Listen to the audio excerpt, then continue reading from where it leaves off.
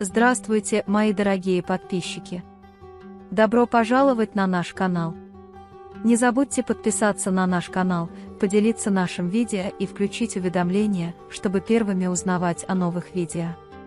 Когда Дилан разозлился и закрыл экран компьютера, потому что глаза Барана блуждали во время просмотра фильма, Дилан сказал: «Я пытаюсь кое-что для тебя сделать». Баран отвечает: «Не делай этого». Он передает ее Барану, говоря, что вы хотели вернуть рукопись, которую ему доверила мать, но он ее постирал в больнице. Баран берет обложку и вспоминает слова Дилана: «Несмотря ни на что, я никогда не переставал любить тебя». И я помню, когда он сказал: «Я никогда не переставал любить тебя», Дилан солгал, сказав: «Ты мечтал, такого не было». Однако, когда Баран отвечает, что он совершенно уверен: «Я тебя услышал», Дилан покидает Барана, говоря, что он ничего не говорил нарочно, и идет к раковине, чтобы умыться. И вот он разговаривает сам с собой и говорит: «Когда бы ты ни спросил, я должен это отрицать, я бы хотел сказать, что все, что ты слышишь, правда, но я не могу». Хавин приходит к Сабихе Ханем и говорит ей, что они не знали, что Тургут находился в полицейском участке и не сдался. Госпожа Сабиха отругала его и отослала, чтобы как можно скорее узнать, где его держат. Слова Дилана: «Несмотря ни на что, я никогда не переставал любить тебя», продолжают возвращаться в голову Барану. Тем временем Дилан приходит к Барану с перевязочными материалами и говорит ему, что ему нужно перевязать рану, при этом он не может остановить слезы на глазах. Баран спрашивает, что случилось, ты выглядишь нервным. Дилан говорит Барану, что он не нервничает, и продолжает одеваться. В этот момент рана Барана болит, и Дилан очень пугается, потому что болит. Баран держит Дилана за руку и спрашивает, какой Дилан настоящий Дилан: тот, кому больно, когда ему больно, или тот, кто заставляет его ненавидеть себя месяцами. Дилан говорит: «Я не понимаю, что ты имеешь в виду». Потом они пошли спать, и Дилан уснул. Баран ласкает лицо Дилана и говорит: «Как бы сильно ты это ни отрицал, скажи мне, что любишь меня, я никогда не перестану любить тебя, пока не узнаю правду. Все, что ты говоришь, не является твоими собственными словами». Наступает утро, и пока Дилан гладит Барана по волосам, думая о том, как трудно вести себя отстраненно, когда он рядом с ней, пока она спит, Баран открывает глаза. Когда Дилан тут же отдергивает руку и говорит: «Я проверял его температуру», он спрашивает, был ли Баран здесь. Как только Дилан говорит, что он очень хорош, он стучит в дверь, и госпожа Азади пришла навестить Барана. Он говорит Барану: «Дилан хорошо о тебе заботится. Что-то есть в этой девушке, но я не могу этого понять. Ты должен был видеть ее в больнице. Она не выходила из твоей палаты ни на минуту». В этот момент звонит телефон Дилана, и Баран замечает, что это госпожа Сабиха. Когда телефон не отвечает, он отправляет сообщение, чтобы позвонить мне. Пока Дилан что-то делает на кухне, к нему реактивно приближается мисс Кадер. «Роз говорит, что моя мама тебя очень любит, она немного злится из-за недавних событий, но всегда проверяет мой рот». Дилан предупреждает Гуля ничего не говорить сестре Кадер. Позже Дилан рассказывает Гулю, что Баран слышал, как я говорила, что люблю его, все время, пока он спал. Дилан очень боится, что Барану причинят вред, и не знает, как поступить. Гуль говорит: «Успокойся, все будет хорошо, ты должен думать спокойно». Дилан просит Гуля принести Барану завтрак. «Потому что если я возьму его сейчас, он поймет, что я плачу, и спросит: почему ты плачешь, он скажет: я не знаю, что сказать». Гуль говорит «да» и забирает его, а Баран сразу же спрашивает о Дилане. Гуль помнит, что сказала госпожа Баран Азади, когда она сказала: «Дилан готовит для вас специальную смесь травяного чая, но ей приходится бороться за вас в больнице и дома отдельно». Госпожа Мельтем говорит, что севреи подходят к двери и им есть о чем поговорить. Дилан входит в комнату с приготовленным ею травяным чаем, и когда видит, что Баран ничего не ел, спрашивает, почему он не ел. Когда Баран говорит, что ему не хочется, он паникует, говорит, что у тебя нет температуры, целует его в лоб и проверяет температуру. Когда он спрашивает, есть ли у него жар или боль, Бэрон злится и говорит, что с ним все в порядке, не нужно столько внимания. Дилан настаивает Бэрону, что все-таки ты пережил что-то очень тяжелое, тебе нужно поесть. Когда Бэрон говорит, что его телефон звонит, Дилан берет трубку и видит сообщение Сабихи. Когда он спрашивает, кто такой Баран, Сабиха отклоняет его, говоря, «Я думаю, ты ему интересен». Несмотря на то, что Дилан настаивает на Бэране, она не может заставить его позавтракать. На этот раз, когда она предлагает ему выпить чай, чай проливается на Барана.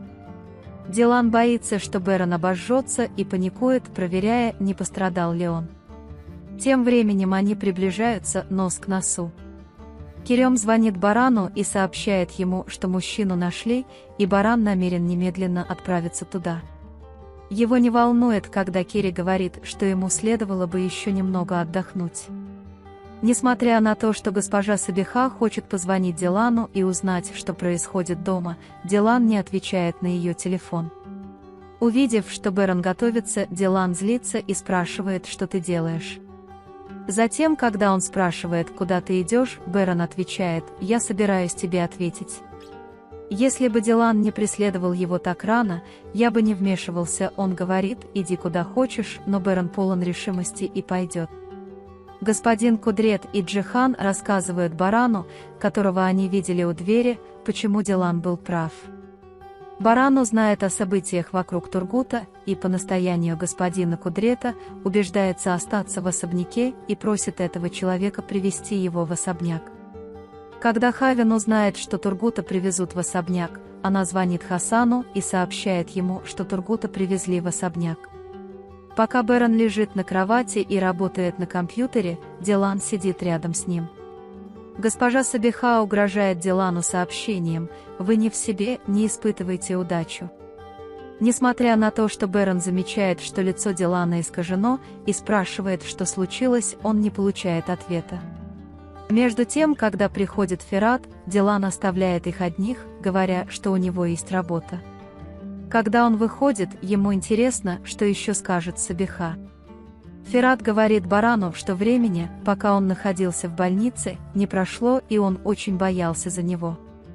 Он говорит, что мы привлечем к ответственности того, кто сделал это с тобой. Баран говорит, что если однажды кто-нибудь причинит тебе вред, они найдут меня. Ферат шутит: «Я просто даю тебе знать, когда я тебе понадоблюсь, но наше соперничество вечно», обнимает меня и выходит из комнаты. Когда госпожа Азади сообщает Гэже Кадер, что у нее на вечер гость, нужно подготовиться, госпожа Кадер спрашивает, кто придет. Госпожа Азади злится на этот вопрос и ругает всех, говоря, кто вы. Прежде чем госпожа Кадер и господин Баран выздоровеют, она задается вопросом, кто этот гость. Когда господин Хасан приходит к своему брату Гану Кудрету и говорит: «Вы наняли человека, почему я не знаю об этом?» Господин Кудрет злится, потому что, если вам нужно знать, Баран вам расскажет. Чтобы мучить Дерию Гуль, он заставляет ее много раз мыть одно и то же окно и говорит: «Я новая хозяйка этого особняка». Гуль не может сдержаться и бормочет: «Какая леди, но ты остаешься в холостяцкой комнате». Когда Дерия спрашивает: «Скажи все, что ты сказал еще раз», Гуль отвечает: «Я все равно говорю то, что хочу сказать».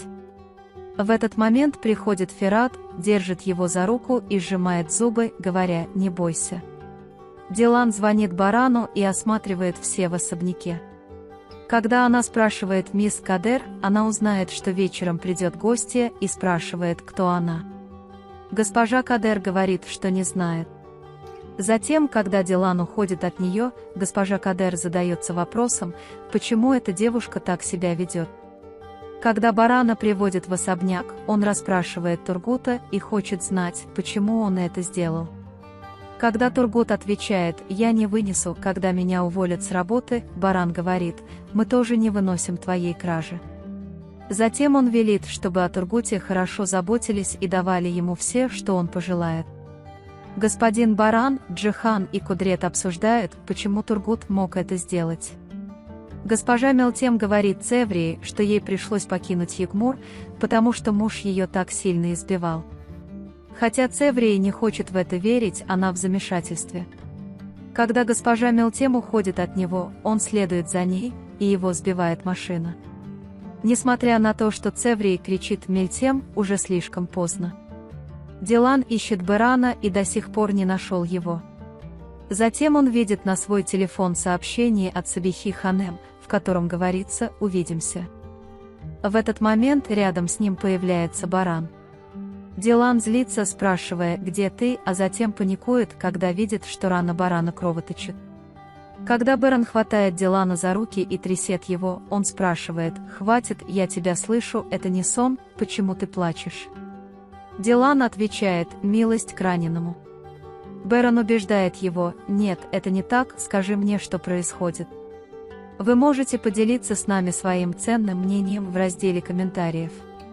Не забудьте подписаться и включить уведомления, чтобы увидеть больше видео. Увидимся в других видео.